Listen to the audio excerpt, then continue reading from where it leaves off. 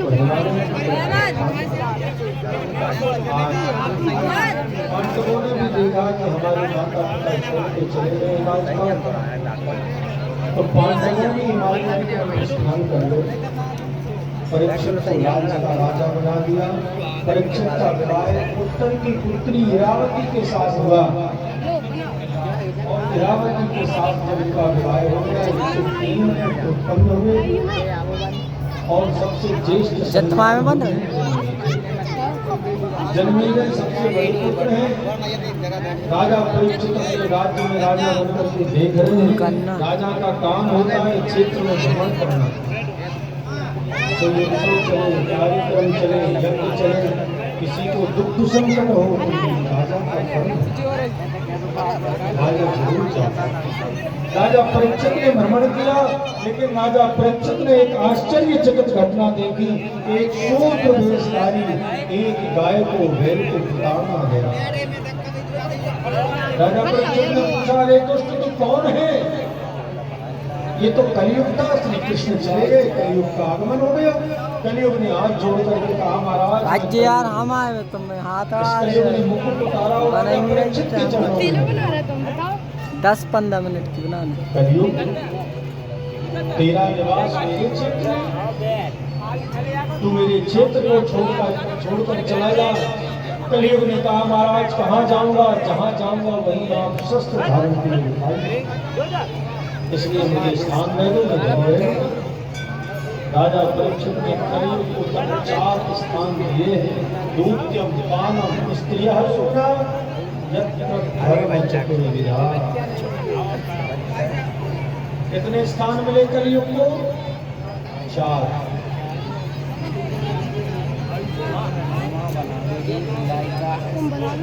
चारों स्थान गुरु दे दिया आपने। कोई स्थान तो अच्छा दे, चलो अपने मन से मांगो। दूत जानते हो? दूत मतलब जुआ। पानम मदिरा पान,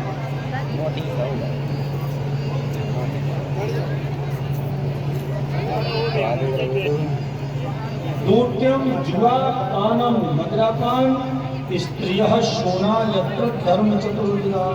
वैश्यालय, हिंसालय, मदिरालय और जुआलय, जहाँ ये 4 स्थान है वहीं कलयुग का वास। कलयुग ने कहा, महाराज एक वास और नहीं, अपने मन से मांगा। बोले सोने में भी तेरा वास है। कलयुग को सोने में भी वास मिला,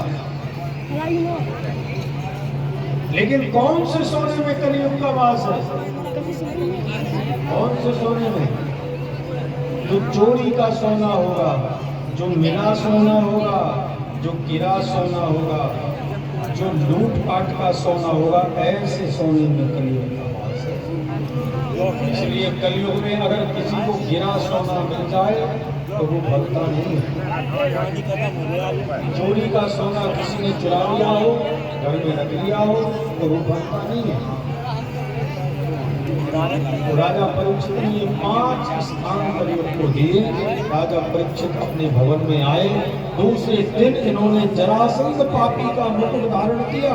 कलयुग ने कहा, ये सबसे अच्छा मौका है।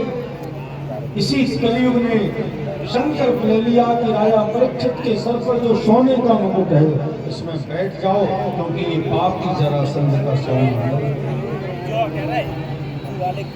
हम आप बुरे नहीं है, आप कभी बुरे नहीं है, लेकिन जब घर में बुद्धि बिगड़ने लग जाए,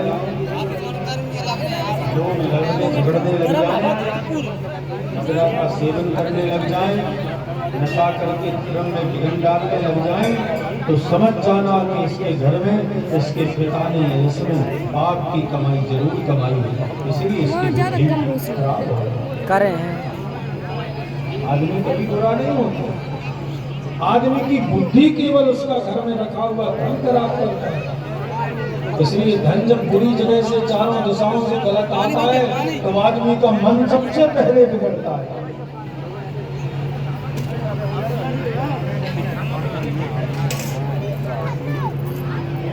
कलयुग सवार हो गया राजा की बुद्धि भ्रमित कर दी और राजा परीक्षित ने वन में जाके कई बनेले पशुओं का वध किया और समीक मुनि की कुटिया में जाके जल मांगा और समीक मुनि की कुटिया में जल मांगा। समीक मुनि तो समाधि में बैठे थे इसलिए पानी नहीं पिलाया। राजा परीक्षित ने कहा अच्छा ढोंग करते हो, एक हरा सर्प लिया और समीक मुनि के लगे बैठे हो, बड़ा ढोंग करते। शृंगी ऋषि को खबर पता चली तो शृंगी ऋषि ने कौश की नदी का जल भरा और हाथ में जल भर करके जाओ जिस दुष्ट राजा ने मेरे पिता के गले में मरा सर्प डाला हो उसको तक्षक नाम नस्ल का श्राप मिले, उसको 7 दिन तक्षक नाम नस्ल। कौशक्या पौपभृष्या वाग्वज्रं विससर्जा इति लंघित मर्यादा तक्षका शक्ते अनि 7 में तक्षक नाम से कृष्ण का श्राप मिला। और परीक्षित अपने भवन में आए, आप ये मुख उतार के रखा कि बुद्धि निर्मल हो। और बुद्धि निर्मल हुई तो परीक्षित कहने लगे कि ये क्या हुआ? अरे मैंने तो संत ब्राह्मणों की सेवा की, आज मैंने एक संत का अपमान कर दिया, इसलिए राजा परीक्षित ने और अपने जन्मेजय को राजा बनाया और हस्तिनापुर का त्याग करके दिल्ली से 264 किलोमीटर की दूरी पर पहुंचे सुखकाल गंगा जी के तट पर, जहां भगवान सुखदेव जी ने महाराज परीक्षित थे कथा से जाकर के परीक्षित पहुंचे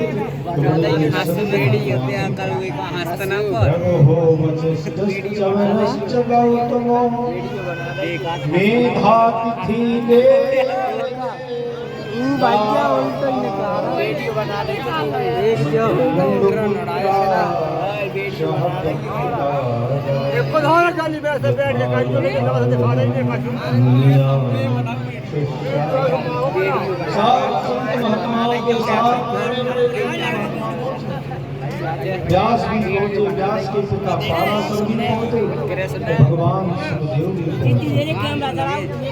और जब पूरी सभा बैठी थी महाराज परीक्षित ने पूजन किया, प्रश्न किया भगवान जिस इंसान की मृत्यु नजदीक हो उसको क्या करना चाहिए?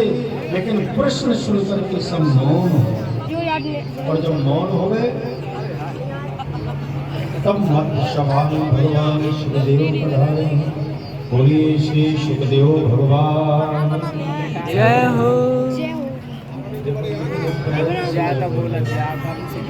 थोड़ा सा जोर से कुछ ऐसा सुखदेव भगवान की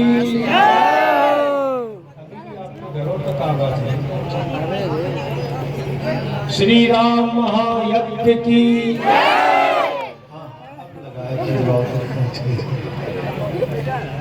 भगवान सुखदेव पधारे तो उनके पिता खड़े हो गए, देख करके पुत्र आया। ये भाव से खड़े नहीं हुए, परमहंस है सुखदेव, इसलिए उनके पिता व्यास, व्यास के पिता पाराशर सुखदेव को देख करके खड़े हो। सात संत महंतों ने पूजन किया, राजा परीक्षित ने तिलक करके आसन दिया, पूजन किया। हरि की कथा सुनाने वाले तुम्हें लाखों प्रणाम, तुम्हें लाखों प्रणाम। हरि की कथा सुनाने वाले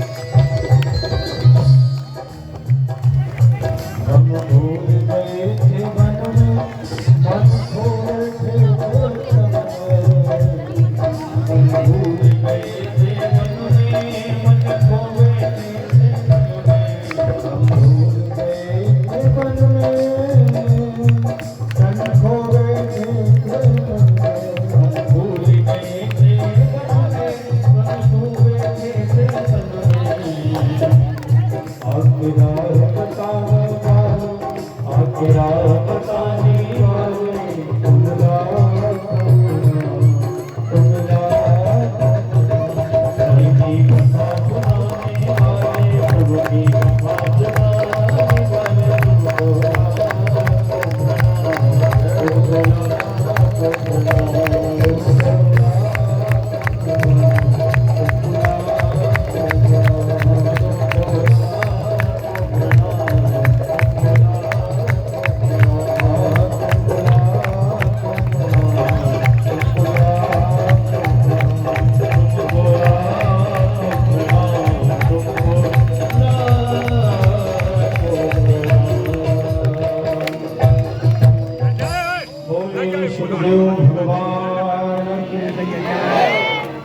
भगवान सुखदेव का पूजन करके प्रथम प्रश्न यही किया भगवान, जिस इंसान की मृत्यु नजदीक हो उसे क्या करना।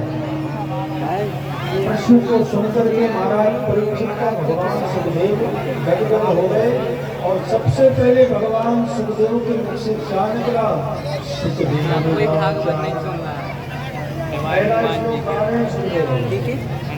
बलिया में सते कृष्णा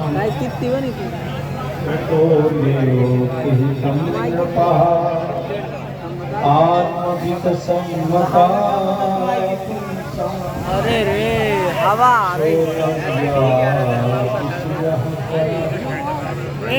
भगवान सुखदेव ने कहा महाराज परीक्षित, पहली बात तो यह है कि आपने जो प्रश्न किया है उस प्रश्न को सुनकर के मैं प्रसन्न हूं।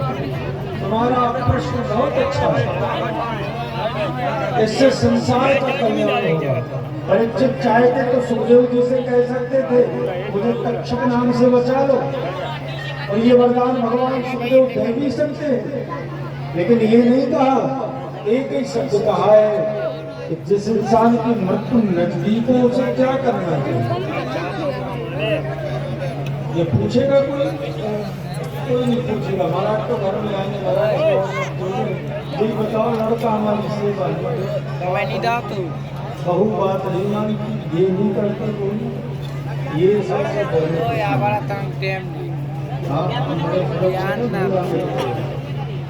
दो चार बातें भूल गई वो